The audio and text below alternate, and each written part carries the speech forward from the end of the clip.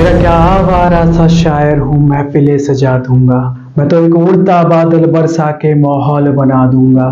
कोई उनसे भी जाके पूछ लो कहाँ डूब गए मेरी यादों में। उनको क्या ही समझती सावन की जो बस गए रेगिस्तानों में। लिख दूं जिक्र में तेरी फिक्र ये मेरी जो भी बाकी है। लिखते ही मुस्कानों में घुलकर तेरी महक सी आती है। हारा हूँ खुद से बाकी जीत के बैठा सारी बाजी है। उठा दूंगा ये दिल की धड़कन मेरा नज्म ही काफी है। नमस्कार, स्वागत है आज आपका हमारे इस पॉडकास्ट में। और हमारे साथ मौजूद है लखनऊ के फेमस रैपर सैम। सैम, आपका बहुत बहुत स्वागत है इस पॉडकास्ट में। थैंक यू सो मच मुझे इनवाइट करने के लिए यहाँ पे। सबसे पहले तो मैं आपसे ये जानना चाहूंगी कि आप लखनऊ से हैं और आपको कब लगा कि आपको रैपिंग करनी है या सिंगिंग के फील्ड में जाना है? ये लगा नहीं, अपने आप ही आया था। बचपन से कुछ और एम था। बचपन से मुझे गेम डेवलपर बनना था, वीडियो गेम डायरेक्टर बनना था, पर यहाँ इतना स्कोप नहीं था। अब सोचो 2002, 3, 4, 5 में बच्चा ऐसा सोचे कि उसको गेम डेवलपर बनना है। यहाँ रिसोर्सेज नहीं थे। मैं डिज़ाइन करता था, स्टोरीज बनाता था, कहीं ना कहीं एक डायरेक्टर था अंदर। फिर मैंने मूवीज़ में शिफ्ट करना सोचा कि मूवी डायरेक्टर बनूंगा, लेकिन कहीं ना कहीं म्यूज़िक साथ में पैरेलल चल रहा था मेरी लाइफ में। तो मूवीज़, अब जाहिर सी बात है यहाँ पे तो इतना वीडियो गेम का डेवलपमेंट तो इतना था नहीं, तो मैंने फिर म्यूज़िक पे ही स्विच कर दिया। एक रैपर मुझे बनना था, मुझे शौक था रैप करने का, देखता भी था सॉन्ग्स एमिनेम, 50 सेंट इन सब के, तो उनसे ज़्यादा इंस्पायर हो गया था मैं। तो अभी तक आपने कितने रैप किए हैं? मैं अंडरग्राउंड रैपर था पहले। अंडरग्राउंड अगर बहुत लोगों को नहीं मालूम बता देता हूँ। अंडरग्राउंड एक रियलिटी रैपर होते हैं, एक होता है मेन स्ट्रीम। मेन स्ट्रीम जैसे बादशाह, हनी सिंह मेन स्ट्रीम है। अंडरग्राउंड में एमीवे, कृष्णा इस टाइप के रैपर हैं। तो मैं अंडरग्राउंड रैपर था। हमारी बैटल्स होती थी लखनऊ में, पर उस चीज़ को मैंने कभी सीरियस नहीं लिया कि अच्छा, आपने जैसे लखनऊ की बात की है ना, तो लखनऊ में मुझे लगता है इन सब चीज़ों के लिए काफ़ी स्ट्रगल आपको करना पड़ा होगा। हाँ जी, क्योंकि देखिए रैप सीन का मतलब है एक अर्बन। उत्तर प्रदेश में लखनऊ जो है उतना अर्बन नहीं था जब हमने स्टार्ट किया था। दिल्ली और मुंबई का सीन था जहाँ रैपिंग चल रही थी, लोग समझते थे। लखनऊ में यही नहीं मालूम था कि रैप होता क्या है। तो कहीं ना कहीं एक एटमॉस्फेयर ऐसा था, एक होम टाउन ऐसा है कि ना अब स्टूडियो हम लोग जाते थे रिकॉर्ड करने, तो वहाँ पे इतना गंदा रिवर्ब लगा देते थे, उनको समझ नहीं आता था कि मिक्सिंग कैसे करें हिप हॉप रैप की। तो वो भी एक था, हसल था कि नई चीज़ें हुई। फिर हम दिल्ली गए, मुंबई गए, देखा कि वहाँ सीन है, तब थोड़ा इंस्पिरेशन मिले, बूस्ट हुआ। वरना लखनऊ में तो स्ट्रगल है रैप का ये। अच्छा, अभी तक की जर्नी में क्या कुछ स्ट्रगल किया, क्या कुछ देखने को मिला और उस स्ट्रगल से आपने क्या सीखा? स्ट्रगल से जो हमारा जॉनर है वो जिस सॉफ्टवेयर में बनता है, एक तो वो सॉफ्टवेयर यहाँ पे कोई सिखाता नहीं था, इंडिया में कोई नहीं सिखाता था। FL स्टूडियो हो या कोई भी जो ज़्यादा EDM वाले सॉफ्टवेयर जितने आते हैं उनको सिखाता नहीं था। तो हम लोग धीरे धीरे, अब यूट्यूब भी आ गया था, तो यूट्यूब से ही सीख सीख के हम लोग बीट्स बनाते थे अपनी, और बीट्स पे ही हम लोग रैप करते थे। तो ये स्ट्रगल रहा कि टेक्निकल हमको उतना सपोर्ट नहीं था, हमने खुद ही सीखा है। रैप इंडिया में जितने बंदे ने खुद ही अपने आप सीखा है, यहाँ पर सिखाने वाला कोई नहीं था, इसलिए थोड़ा स्लो एंड स्टडी है। पर अब तो बहुत अच्छा, जब भी आपने ये जर्नी जब आपने चूज की तो बहुत बार आपका मनोबल भी टूटा होगा, क्योंकि जब कई जगह से रिजेक्शन बार बार मिलता है तो ऐसा लगता है अब छोड़ दे। तो उस चीज को आपने कैसे बैलेंस किया? बहुत इंटरेस्टिंग बात है। 2010 में मुंबई गया था मैं, हिप हॉप रैप पॉप लेके अपना मुंबई गया। 2010 की बात है। मैं मेरा फ्रेंड गए थे, तो स्टूडियो गया, वहाँ सुनाया कि मैं म्यूज़िक बनाता हूँ, मैं ऐसा ऐसा है, गाने सुन लीजिए आप, देखिए आपको लगता है तो किसी मूवीज़ में या एल्बम में साथ में काम करता है। उन्होंने गाना सुना, उनको समझ ही नहीं आया ये चल क्या रहा है। कहते भाई ये यहाँ नहीं चलता बॉलीवुड में, ये हॉलीवुड में चलता है, लंदन जाओ या कैलिफोर्निया जाओ। वहाँ से मैं फिर ऐसा लगा या तो मैं बहुत जल्दी आ गया हूँ, क्या नहीं समझ, या तो मेरी गलती है कि मैं ये चीज़ लेके आ गया हूँ, या वो नहीं समझ पा रहे हैं कि मैं किस टाइप की म्यूज़िक ले आऊँ। तो वहाँ काफ़ी निराशा हुई कि गलत चीज़ सीख ली है क्या, कुछ और सीखना चाहिए था म्यूज़िक में। फिर मैं वापस लखनऊ आ गया था। फिर हनी सिंह आ गया बड़े सीन में, मेन स्ट्रीम लेके हिप हॉप। फिर मुझे कॉल आती थी कि तुमने भाई वो जो बीट बनाई थी, वो जो गाना सुनाया था वो भेज दो। लेकिन उस टाइम मैं ना इतना फ्रस्ट्रेट हो गया था, मैंने इंडस्ट्री छोड़ दी कि करना ही नहीं रैप है। वही फिर यूपीएससी, सिविल, एसएससी यही सब तैयारी करते लगे तो मैं एमएनसी में लग गया था। पर वहीं से हसल शुरू हुआ कि लोगों को समझ नहीं आ रहा था हम कर क्या रहे हैं। स्कूल वाले भी नहीं समझ पा रहे, घर वाले भी नहीं समझ पा रहे, फ्रेंड भी नहीं समझ पा रहे थे, अकेले हम ही जानते थे हम कर क्या रहे हैं।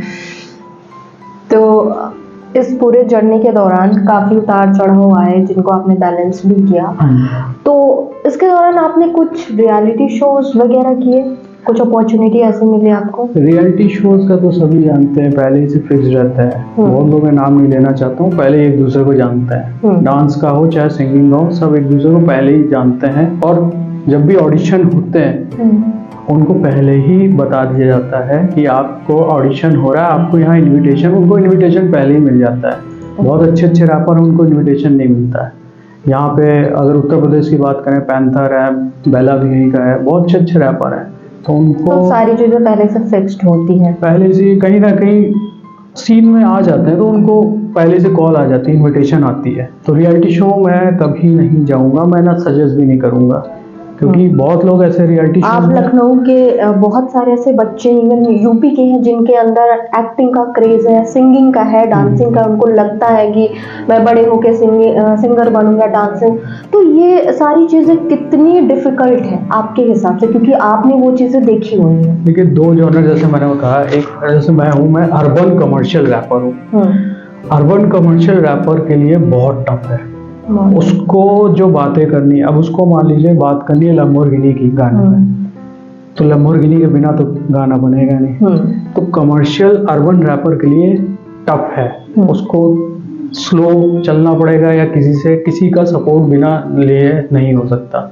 जैसे अभी आपने सपोर्ट की बात की है ना, बहुत सी ऐसी लड़कियां हैं, बहुत से ऐसे बच्चे हैं जिनको लोग कहते हैं आप हमारे साथ मुंबई चलिए, फिर उनके साथ वो इतने समझदार नहीं होते हैं कि कुछ चीजें ऐसी हो जाती हैं जो एक्सपेक्टेड नहीं होती हैं। तो क्या आपने ऐसी चीजें अपनी जर्नी में फेस की? मैंने देखा है, बहुत सारे ऐसे हैं बॉन्ड करने के लिए सोचते हैं कि आप हमारे साथ 5 साल के लिए बॉन्ड हो जाइए, देखेंगे कि इस बार ये हमको कमा के क्या दे रहा है। कुल मिला के यही है इस इंडस्ट्री का सबसे बड़ा है कि ये अगर बंदा कोई उठ रहा है या इसके अंदर कोई बात है, इसके थ्रू हम क्या पैसे कमाएंगे।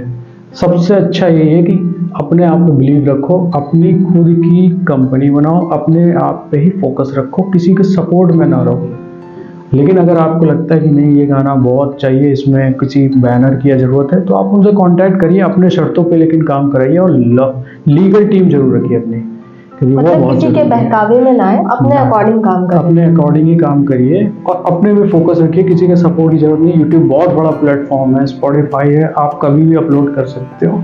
अगर आपका म्यूजिक अच्छा है, अगर आपका आर्ट अच्छा है, आपके लिए आर्ट के लिए प्यार अच्छा है, तो आप बबल की तरह ऊपर आ ही जाओगे किसी ना किसी तरीके से। अच्छा, जब बात रैपर की होती है तो कहीं ना कहीं गर्लफ्रेंड बनना या दिल टूटना या दिल लगना एक आम बात हो जाती है। तो आपका दिल टूटा है कभी, या उस चीज से आपने क्या सीखा? अब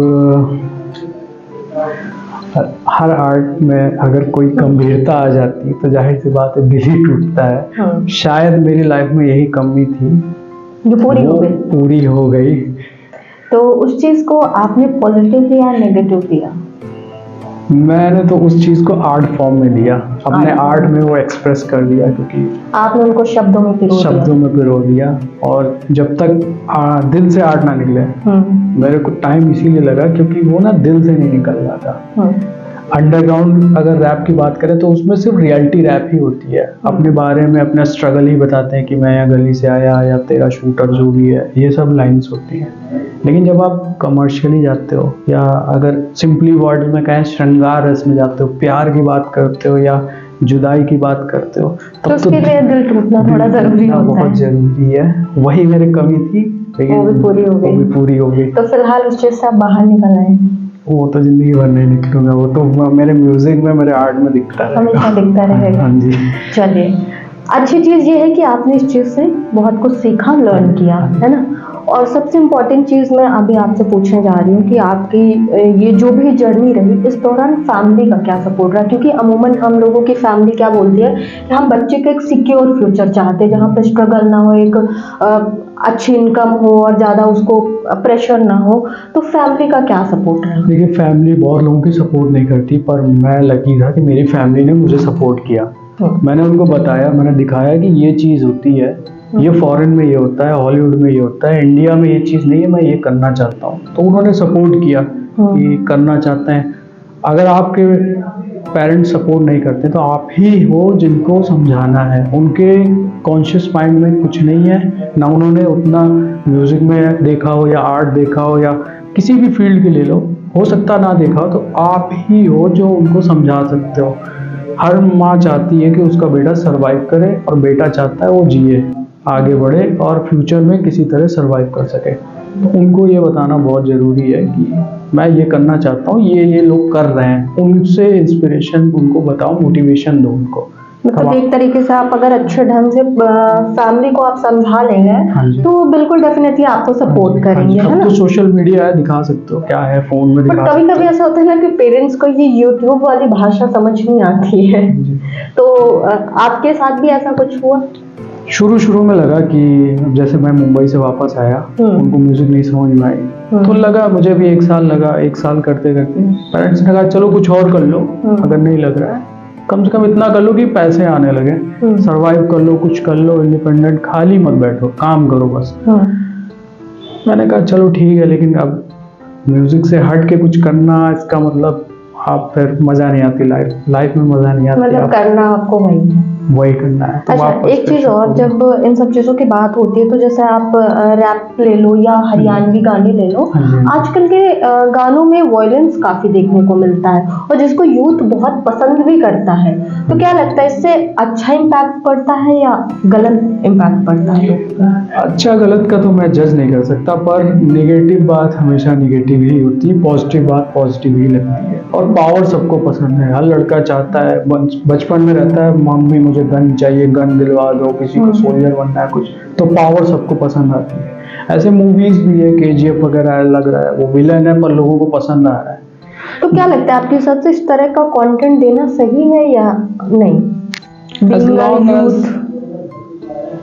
लॉन्ग एज अगर ऑडियंस को पसंद आ रहा है, उसका घर चल रहा है तो ठीक है, पर मैं सपोर्ट नहीं करता वॉयलेंस या गन को उस टाइप का। मैं पर्सनली नहीं, मुझे नहीं पसंद है। मेरे को पसंद है जो आप प्ले कहीं भी हो सॉन्ग तो दिल में उतरना चाहिए, वाइब हो। या तो आपके जब भी सॉन्ग प्ले होना चाहिए मेरे हिसाब से, या तो आपकी बॉडी में एड्रेनलिन होने चाहिए या डोपामाइन रिलीज होना चाहिए, यही दो होने चाहिए। एड्रेनलिन में मतलब डांस मूव्स आ गए और डोपामाइन मतलब वाइब R&B टाइप के सॉन्ग्स होने चाहिए। अच्छा, जैसे अभी इस टाइम पे एक मूवी आई थी एनिमल, है ना, कमाल का क्रेज था लोगों में और उसमें आपको सब कुछ देखने को मिला, है ना। उसी जगह सैम बहादुर रिलीज हुई थी, उसको लोगों ने नेग्लेक्ट कर दिया, कहीं ना कहीं लोगों ने देखना इतना पसंद नहीं किया। तो क्या ऐसा कारण है कि लोग ऐसी मूवीज की तरफ ज्यादा प्रभावित हो रहे हैं, जबकि सैम बहादुर एक बहुत अच्छी मूवी थी और एक फैमिली मूवी थी, बट लोगों ने उसे देखना प्रेफर नहीं किया? तो क्या रीजन है ऐसा? रीजन तो यही है कि वही मैंने बोला, जैसे पावर बहुत पसंद है लोगों को। अब एनिमल में पावर तो चलिए, पावर की बात, उसमें तो गाली गलौज से लेके सारी चीजें, तो ये चीजें क्या यूथ पे कहीं ना कहीं गलत असर कर रही है और करती भी हैं। आप वॉयलेंस देखते हो, बहुत लोग हैं सिगरेट नहीं पीते होंगे तो वो देख के पीने लगेंगे, तो जाहिर सी बात है सिगरेट पीना खराब है, स्वास्थ्य के लिए हानिकारक है। तो मैं तो सपोर्ट नहीं करता, लेकिन अगर बढ़ रहा है, सैम बहादुर मूवी आई, हिस्ट्री से रिलेटेड है, आप उसको प्रमोट करिए, अपने बात करिए उस चीज़ पे। अगर आप बात करोगे और इसमें प्रोड्यूसर भी हो या कोई भी चैनल बड़ा है, उनको उस टाइप से एक्सप्रेस भी करना चाहिए। उनको जाना चाहिए था, हर स्कूल या कॉलेज में बताना चाहिए था, उनको फ्री भी दिखाने चाहिए थे कि ये चीज़ हिस्ट्री। अगर आप हिस्ट्री दिखाना चाहते हो मेरे हिसाब से आप फ्री में उनको पहले बताओ उस चीज़ में। सैम मानेकशॉ कौन था, उसके अपोजिट आप एनिमल मूवी के देखो, अच्छा प्रमोशन किया उन्होंने, सब कुछ किया। तो कहीं ना कहीं प्रमोशन का भी बहुत बड़ा असर रहता है। अच्छा, अभी आपके ऊपर आ जाते हैं कि आगे कुछ शादी वगैरह का प्लान है अभी? नहीं, बिल्कुल नहीं। तो अभी पूरा ध्यान आपका करियर पे है? करियर पे ही है। और ये फीलिंग जो है ना, लाइफ है देखो कह नहीं सकते शादी वादी का। जब ऐसा कोई मिल जाएगा, ऐसा फील आ जाएगा तो डेफिनेटली। मैं बचपन से मेरे को ना सेलिना गोमेज बहुत पसंद है। अच्छा। मेरा को वही क्रश था, जब तक उससे नहीं मिल लेता तो मैं शादी के बारे शादी नहीं करेंगे। मेरा ये ड्रीम है, मैं बचपन से एक बार सेलिना गोमेज के साथ मेरे को सॉन्ग करना है, मेरे को उससे मिलना है। बचपन की क्रश है, आज भी वही क्रश है। उसके आगे मेरे कोई लड़की दिखाई नहीं देती है।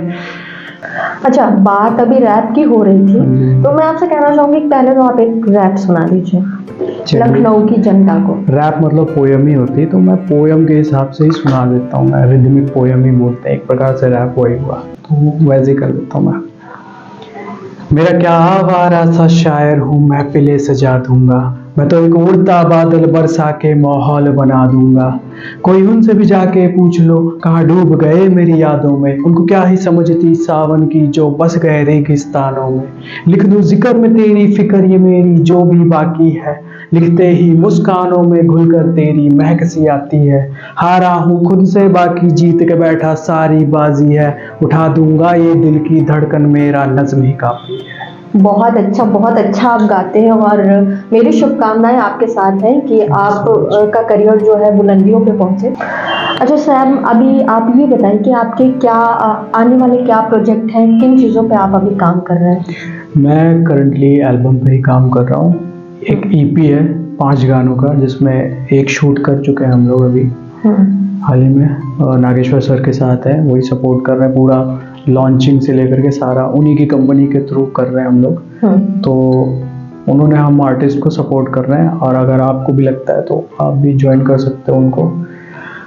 करंट में प्रोजेक्ट है एक बदनाम करके सॉन्ग है, उसको हमने किया है थोड़ा कमर्शियल बादशाह टाइप हनी सिंह टाइप का सॉन्ग है, तो बहुत जल्दी आ जाएगा। एडिटिंग पे है अभी, एडिटिंग टेबल पे, बहुत मजा आने वाली है। और इसके बाद बैक टू बैक आपको बढ़िया सा प्रोजेक्ट है। हाँ जी बिल्कुल, दिल्ली मुंबई वाला माहौल बना देंगे हम यूपी में, बिल्कुल वैसा ही माहौल सेट होने वाला है यहाँ पर। यही कमी थी जो हम सेट करेंगे। आपसे कोई अगर पर्सनली कोई आर्टिस्ट हो या कुछ भी हो, कोई मिलना चाहता है तो कैसे आके आपसे कांटेक्ट कर सकते हैं? मैं डिस्क्रिप्शन में मेल आईडी डाल देता हूँ। अगर आपको लगता है कि आपको आर्ट्स के थ्रू आप एक्सप्रेस करना चाहते हो, आपका आर्ट बहुत अच्छा है, आप सिंगर हो, मॉडल हो, आर्टिस्ट हो, नीचे डिस्क्रिप्शन में मैं मेल कर दूंगा, आप उसमें प्रोफाइल भेजो, हम आपको कांटेक्ट करेंगे पर्सनली। और मोस्ट वेलकम, उत्तर प्रदेश है, फुल सपोर्ट मिलेगा आपको। उत्तर प्रदेश में है, दबदबा बना देंगे पूरा। मैं लखनऊ आने का, अच्छा लास्ट मैंने चंडीगढ़ में गाना किया, मैंने देखा वहाँ काम कैसे हो रहा, मैंने देखा अच्छा कमाते कैसे। सबसे बड़ी बात होती है म्यूजिक से कमाना कैसे, वो हमको नहीं आता था, और जाहिर सी बात लखनऊ में बहुत लोगों को नहीं आता है। ये चीज़ पंजाब में मैंने सीखी, दिल्ली में सीखी, फिर मैंने वहाँ से सारा बैग पैक करके लखनऊ आ गया। मैंने कहा ये सीन यहाँ चेंज करेंगे, जिस तरह मैं हूँ उस तरह और भी आर्टिस्ट होंगे, सब लोग साथ में बढ़िया एकदम बना देंगे। सब लोग, जैसे आपने बोला सब लोग साथ में, तो साथ में मिलकर काम करने में मजा आ रहा है। बहुत मजा आ रही है। पहले जो टीम हमने बिल्ड की, टीम मेरी बहुत अच्छी टीम बन गई है अभी, बहुत टेक्निकल है, मैनेजमेंट में है, और नागेश्वर सर का है साथ में, बहुत अच्छी टीम। तो आप नागेश्वर जी का 2 बार नाम ले चुके हैं, क्या कुछ सपोर्ट इनकी तरफ से आप लोगों को मिल रहा है आर्टिस्ट को? He is a boss man, वही सब है। हम तो बच्चे हैं, आर्ट करना चाहते हैं, पर बिजनेस की समझ तो उन्हीं को है, वो करते हैं। मतलब पूरा सपोर्ट उनका है। हाँ और ये बहुत बड़ी बात है मेरे हिसाब से कि कोई आपको इस तरह से सपोर्ट कर रहा है, क्योंकि लोग अमूमन मिलते नहीं है सपोर्ट करने के लिए। हाँ जी। यहाँ पे देखिए सीन वही है, हिप हॉप नहीं समझते हैं अब बहुत सारे भजन समझते हैं लोग, भजन गा रहे हैं या स्पिरिचुअल गाने हैं वो समझते हैं। पॉप या हिप हॉप कल्चर में बहुत चीजें नहीं समझते। तो ये आपका सॉन्ग कब रिलीज हो रहा है? ये हम इसी मंथ रिलीज कर रहे हैं लास्ट में। कौन से प्लेटफॉर्म पे आप इसको देंगे या रिलीज करेंगे? ये तो सारे ऑडियो प्लेटफॉर्म पे आपको मिल जाएंगे, जियो सावन, गाना, स्पॉटिफाई, हर जगह ऑडियो प्लेटफॉर्म पे मिल जाएंगे। वीडियो का मैं सीक्रेट है, वो आप देख लेना। सीक्रेट है, आने के बाद पता चलेगा। लेकिन सीन माहौल बहुत मस्त होने वाला है उत्तर प्रदेश का। जैसे मैंने कहा कि जो मुंबई का है रैप का सिनेरियो उस समय चल रहा है, दिल्ली का है, जमुना पार, दिल्ली एनसीआर जो भी है, अब यूपी में आ गया भाई वो भी माहौल, हम भी कमर्शियल करके दिखाएंगे, बादशाह हनी सिंह टाइप का। चलिए, अभी आपने बात की कि लखनऊ में आप आ गए हैं, सब सारे लोगों को लेकर चल रहे हैं, तो आप लखनऊ की जनता को, ऑडियंस को, यहाँ के जो भी लोग हैं उनको क्या मैसेज देना चाहेंगे, क्या कुछ कहना चाहेंगे? देखिए डिसमिस के चक्कर में उतना ना पड़िए, उतना वायलेंस लोगों को सिर्फ वन टाइम ही लोग सुनते हैं, उतना नहीं है। आप गाना ऐसा बनाओ कि अपनी फैमिली को भी सुना सके और रिपीट वैल्यू पे रहे। वो गाना 50 बार आपका सुने तो आदमी बोर ना हो, 100 बार बजाए, 150 बार बजाए। बादशाह हो, हनी सिंह हो, किंग हो, बहुत लोग हैं एमिवे वगैरह, अच्छे अच्छे कमर्शियल हैं, इनके देखो आप बार बार बजते हैं, तो वो ना वन टाइम वंडर नहीं होना चाहिए।